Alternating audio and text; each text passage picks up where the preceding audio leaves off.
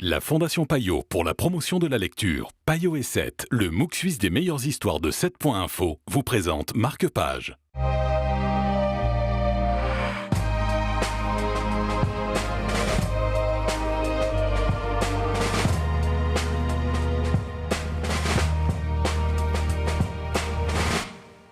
Bonjour, ravi de vous retrouver dans Marque-Page, nouveau numéro. Aujourd'hui, où nous allons parler d'une histoire des abeilles. C'est signé Maya Lunde et nous en parlons avec Jean-Marc Bourki de Payot Libraire. Bonjour Jean-Marc. Bonjour. Alors, l'histoire de William qui va vouloir créer une ruche, on peut le dire, révolutionnaire.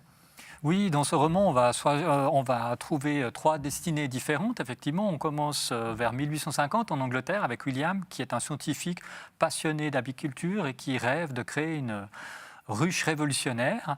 La deuxième époque, on est à l'époque contemporaine, on retrouve un apiculteur aux États-Unis à qui arrivent tous les malheurs du monde, puisque des essaims entiers de ces ruches disparaissent et il ne comprend pas trop ce phénomène. Et évidemment, c'est une catastrophe pour lui.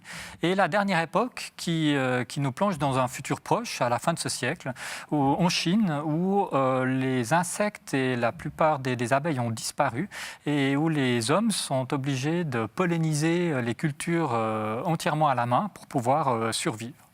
Et c'est le tout premier roman de Maya Lunde, important de le dire. Oui, elle avait fait des romans pour la jeunesse précédemment, mais là c'est son premier roman pour adultes et c'est véritablement un coup de maître, puisque c'est une magnifique réflexion sur ce phénomène, la disparition des abeilles, où on parle d'utilisation abusive d'insecticides, où on parle de culture intensive, de monoculture intensive, et qui nous fait rejoindre la réalité, puisqu'encore il n'y a pas si longtemps que ça, on lisait quelque chose sur la disparition des faux-bourdons. Ouais. Bref, ça fait un peu froid dans le dos et on retrouve ça dans cette sensation dans ce roman. Merci Jean-Marc Bourki d'avoir été avec nous. Une histoire des abeilles, c'est donc le roman signé Maya Lunde, c'est le conseil littéraire du jour. Merci de nous avoir suivis et à très vite pour un prochain numéro sur la télé.